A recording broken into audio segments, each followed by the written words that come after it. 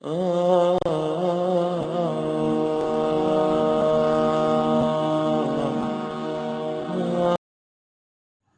لله رب العالمين والصلاة والسلام على أشرف الأنبياء والمرسلين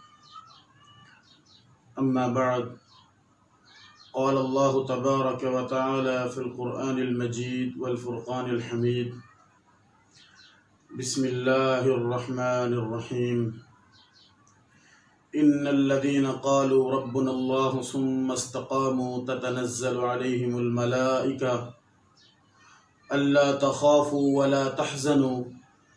وأبشروا بالجنة التي كنتم توعدون۔ ہماری زندگیوں میں ایک بار پھر رمضان اپنی رحمتوں برکتوں کے ساتھ ہماری زندگیوں میں آیا، اور دیکھتے ہی دیکھتے یہ ماہ رمضان ہم سے رخصت ہو گیا، اور ہم نے اس رمضان میں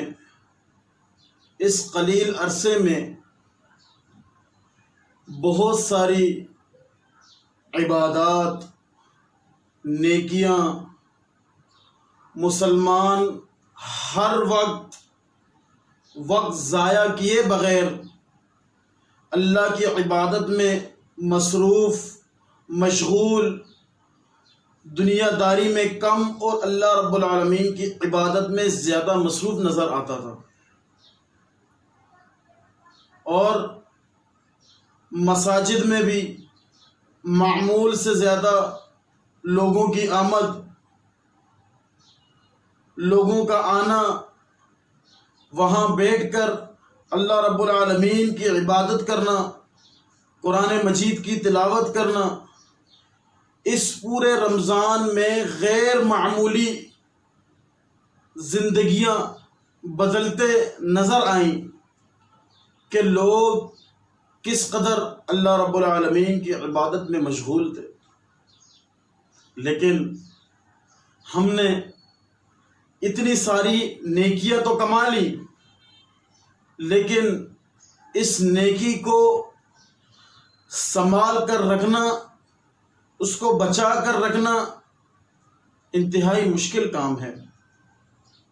نیکیاں کرنا تو بڑا آسان ہے، لیکن اس نیکی کی حفاظت کرنا بہت مشکل امر ہے۔ تو اس مشکل کام کو کرتے ہوئے ہم بعد میں ان تمام نیکیوں کو ضائع کر دیں، یہ تو سراسر ایک عجیب سی بات ہے۔ ہم خود دیکھتے ہیں، جو ہی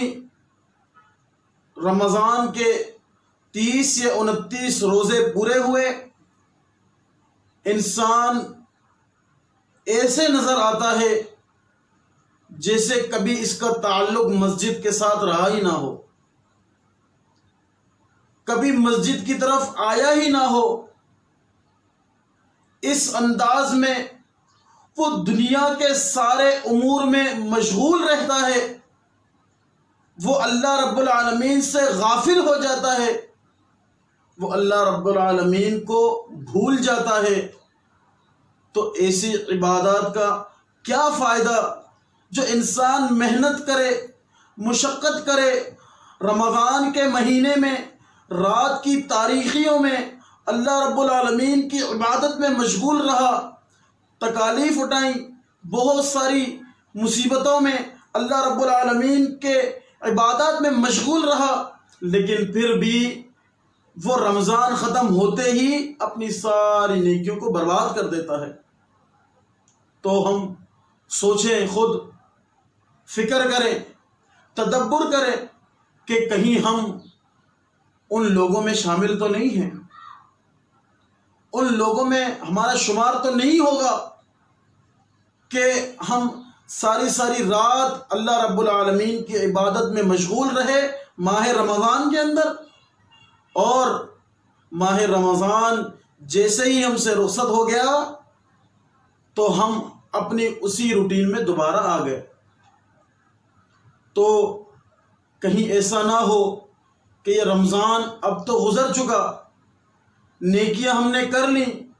نیکیاں جمع کر لیں، عبادات کر لیں،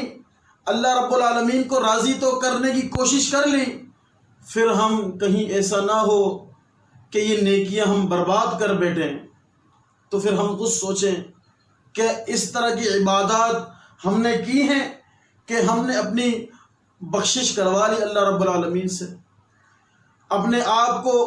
جہنم سے ہم نے آزاد کروا لیا؟ کیا ہم نے اپنے تمام گناہوں کی معافی اپنے رب کے سامنے مانگ لی؟ کیا ہم نے اپنے گناہوں کا اعتراف کر کے اللہ رب العالمین کے سامنے ہاتھ اٹھا کر اپنے آنسوؤں کو نکال کر اللہ رب العالمین کے سامنے ہم نے یہ ساری چیزیں کی کہ ان تمام امور سے میری مغفرت ہو گئی؟ اگر ہو گئی ہے تو بہت ہی اچھی بات ہے۔ تو پھر ان نیکیوں کو، ان قیام اللیل کو، ان روزے کے مقصد کو، ان تمام چیزوں کو سنبھال کر رکھنا انتہائی مشکل کام ہے۔ تو یہی گزارش ہے میری اب تمام لوگوں سے